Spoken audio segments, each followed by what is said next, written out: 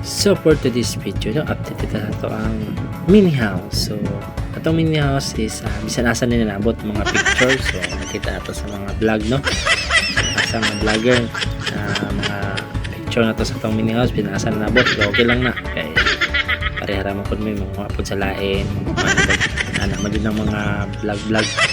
So update ta, wala pa din siya na human kay nautantag budget. So kulang pa gina siya og bintana, kuryente og tubig mo pa nato ang update, pero lagyan natin yung division tsaka tiles at tsaka kisame andyan sa loob yung mga materyales na yan. Sa nagtatanong, yan pa lang yung update natin kasi ubos talaga yung budget, medyo talaga God.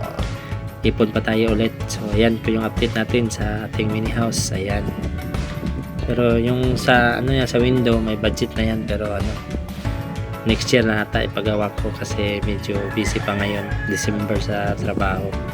Yan lang muna yung update. So ang daming nag-PM sa akin kung kumusta na ba yung house natin na pinagawa. Hindi pa talaga tapos. Update ko kayo guys pag tapos na to, ha.